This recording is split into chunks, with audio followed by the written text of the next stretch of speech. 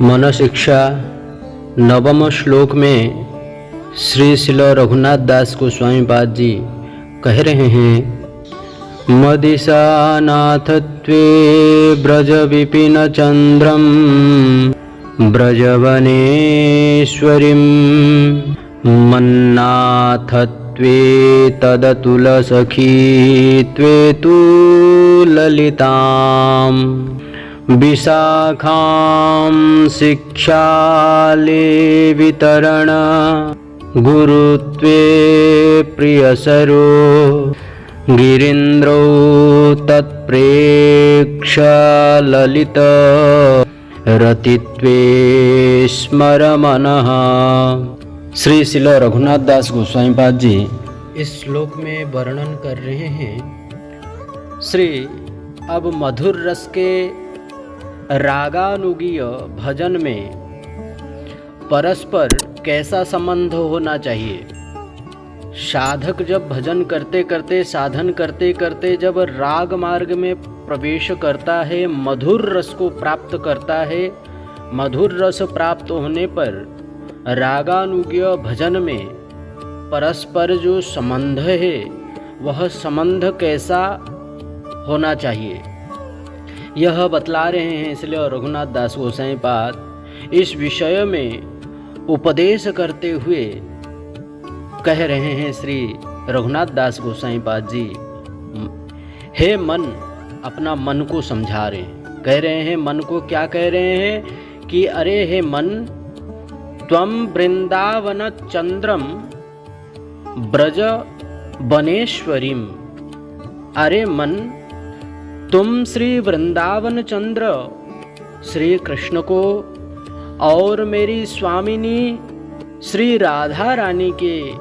प्राणनाथ स्वरूप में श्री वृंदावनेश्वरी श्रीमती राधा रानी को मेरी स्वामिनी रूप में श्री ललिता जी को तदतुल सखीत्वे तु ललिताम, श्री ललिता सखी को मेरी स्वामिनी श्री राधा रानी की अतुलनीय सखी रूप में विशाखां शिक्षा लिवितरणी गुरु त्वे प्रिय सरो, और श्री विशाखा सखी जी को श्री युगल सेवा परिपाटी शिक्षा देने वाली गुरु रूप में तथा गिरीन्द्रौ तत्प्रेक्ष ललित रतित्वे स्मर मनः, अर्थात यहाँ पर गिरीन्द्रौ कहा है। गिरीन्द्रौ अर्थात श्री गिरिराज महाराज एवं राधा कुंड श्याम कुंड, राधा कुंड श्याम कुंड युगल हो गया, राधा कुंड और श्री गिरिराज महाराज, तथा श्री राधा कुंड और श्री गिरिराज गोवर्धन, इन दोनों को श्री राधा माधव का श्री राधा कृष्ण का दर्शन करने वाले तथा उनके श्री चरण कमलों में मनोहर रति प्रदाता के स्वरूप में सदा सर्वदा स्मरण करूं। जिस मधुर रस में हम लोग डूबना चाहते हैं, जिस मधुर रस को प्राप्त करना चाहते हैं, उसके लिए तो रति चाहिए। रति ही तो गाढ़ होकर के प्रेम बनता है। जैसे दूध को जला जला करके, खौला खौला करके राबड़ी बनता है, तो वैसे ही रति भी अनेक है। उन सभी रतियों को साधन रूपी अग्नि में तपा कर, साधन भजन भक्ति में तपा करके उस रति जब गाढ़ होता है तब उससे प्रेम कहा जाता है। और वह प्रेम कैसे बोलते हैं, मधुर रस रूपी प्रेम है। ये तो केवल रागानुगीय ही जान पाएगा। श्रील रूप गोस्वामी पाद जी के चरण आश्रय के बिना यह समझना अति कठिन है।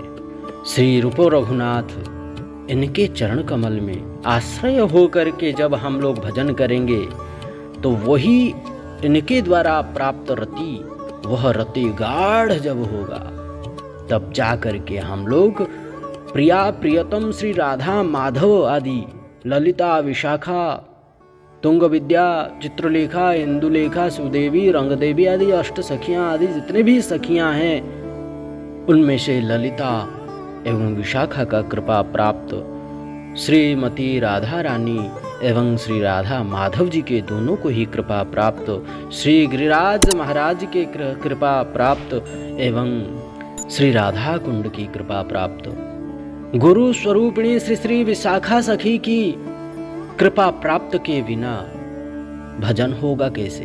तो इनकी कृपा प्राप्त पाने के लिए श्रील रूपोस्वामी पाद जी, श्रील सनातन गोस्वामी रूपोस्वामी सनातन श्री रूप सनातन भट्ट रघुनाथ श्रीजीव गोपाल भट्टदास रघुनाथ, श्रील रूपोस्वामी पाद जी के चरण के कमल के बिना होगा नहीं। और इनकी चरणाश्रय होकर जब मनोहर रति प्रदाता के स्वरूप में सदा सर्वदा स्मरण करेंगे, तो उस मधुर रस में प्रवेश करके जो आनंद प्राप्त ये संसार में कुछ भी नहीं है। अब इस श्लोक के प्रथम चरण में कहते हैं श्री ब्रज विपिन चंद्र का स्मरण।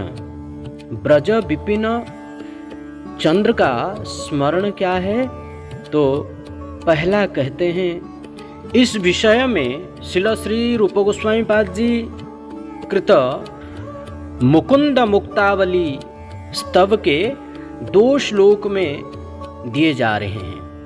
2 श्लोक में कह रहे हैं, उदाहरण दिया जा रहा है। 2 श्लोक में उदाहरण दे रहे हैं कि नवजलधर वर्णम चंपकोद्भासिकरणम विकसित नलिनास्यम विस्फुरन मंदहास्यम कनकरुचिदुकूलम चारुवर्हावचूलम किमपि निखिलसारम नौमि गोपी कुमारम। पहला श्लोक। दूसरे श्लोक में कह रहे हैं मुखजित सरदिन्दुः केलीलावण्य सिंधुः करविनीतकन्दुः वल्लवी प्राणबन्धुः वपुरप्रसृतरेणुः कक्ष निक्षिप्त तवेणुः वचनवसगधेनुः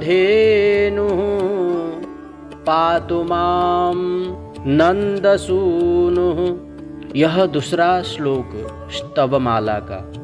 श्री श्रील रूप गोस्वामी पाद जी कह रहे हैं नवीन मेघ के समान अंग कांति वाले चंपक के फूलों से सुशोभित सुंदर वर्ण कर्ण वाले और विकसित कमल पुष्प की भांति मंद मंद मुस्कान से युक्त सुंदर मुखमंडल वाले सुवर्ण कांति जैसे पीतांबर को धारण करने वाले अर्थात सोने जैसे वस्त्रों को, सुवर्ण मतलब सोना है, सोने की तरह सुंदर दिखने वाले सुवर्ण कांति पीतांबर वस्त्र को जो धारण करने वाले सुंदर मोर मुकुट से सुशोभित मस्तक वाले तीनों लोकों के सार स्वरूप किसी गोप कुमार का स्तव करता हूँ।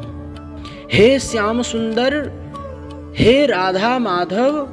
श्री रूप गोस्वामी पाद जी दूसरे श्लोक में कह रहे हैं शरतकालीन के व्याख्या करते हुए शरतकालीन चंद्र से भी जिनका मुखमंडल अधिक सुंदर है, जो केली क्रीड़ा के उपयोगी लावण्य के सागर है, जिनके हाथों में क्रीड़ा कंदुक अर्थात गेंद, खेलने वाले गेंद सुशोभित है, जो श्री ब्रज रमणियों के प्राण बंधु है, गौओं के खुर से उड़ी हुई धूली कणों से जिनका कलेवर सुशोभित है, जिनके बाएं कक्ष में मुरली विराजमान है तथा धेनु समुदाय जिनके वचनों के वशीभूत है, धेनु समुदाय जिनके वचनों के वशीभूत है, ऐसे श्री श्याम सुंदर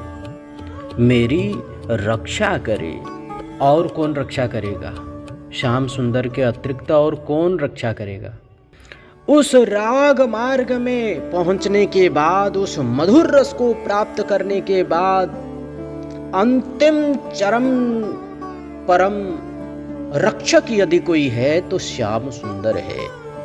वर्तमान वैदी भक्ति हम लोग जो कर रहे हैं, सब वैदी भक्ति आदि साधारण भक्ति जो हम लोग सब कर रहे हैं, साधन भक्ति वैदी भक्ति आदि जो कर रहे हैं हम लोग का रक्षा करने के लिए महापुरुष हैं यहाँ पर।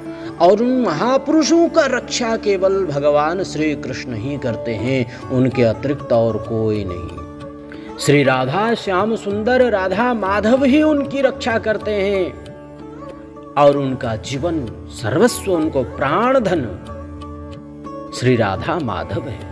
और राधा माधव के भी प्राण धन महापुरुष, साधु, गुरु, वैष्णव, उत्तम कोटि के वैष्णव जो उस मधुर रस में डूबे हुए हैं।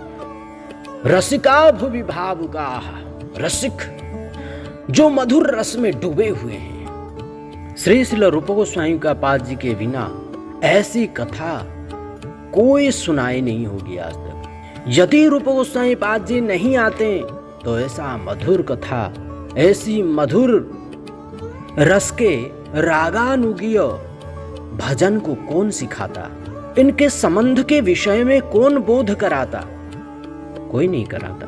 साधारण भक्ति, साधारण भजन तो सभी कोई कर लेंगे, परंतु जो सूक्ष्म से भी सूक्ष्म, अति सूक्ष्म से भी अति सूक्ष्म जो प्रेम रस माधुरी, जो प्रिया प्रियतम राधा माधव का उस रस को प्रदान करने वाले और कौन है?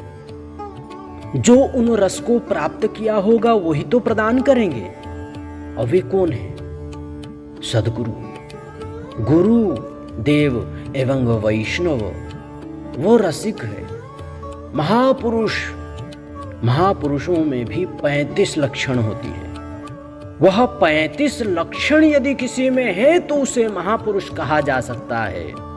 महापुरुष का चरण कमल जो है सदा सर्वदा लाल रहेगी, अधर कमल लाल रहेगी। महापुरुष का नखुन जो है वह भी पूरा लाल रहेगी, उनके गाल पूरा लालिमा रहेगी, उनके नेत्र भी लाल रहेगी। कुंचित केश, केश पात्र कुंच रहेगा, घुंघरूले काले भौरे के समान।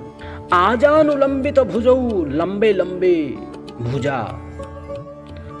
कनकाबदातो, कनक वर्ण जैसे अंग कांति। संकीर्तनैक पितरौ कमलायताक्षौ, संकीर्तन से युक्त हों। ऐसी 35 लक्षण होते हैं महापुरुषों में। यदि 35 लक्षण हैं तो वो महापुरुष, वह महापुरुष है। संपूर्ण 35 गुण, 35 लक्षण हमारे श्री रूप गोस्वामी, सनातन गोस्वामी, हमारे गौड़ीय वैष्णव की जितने आचार्य गण हैं, गुरुवर्ग हैं, उन सब में साक्षात रूप से पाया जाता है। बड़े बड़े महापुरुषों में पाया जाता है।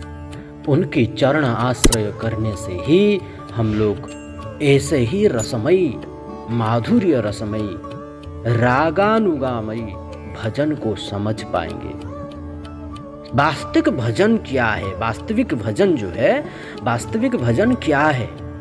इसलिए अवश्य ही इस मन शिक्षा को श्रवण कीजिए। यह है आज जो हम लोग श्रवण किया, अभी जो श्रवण कर रहे हैं हम लोग, यह 9वें श्लोक के प्रथम चरण 2 भाग में है।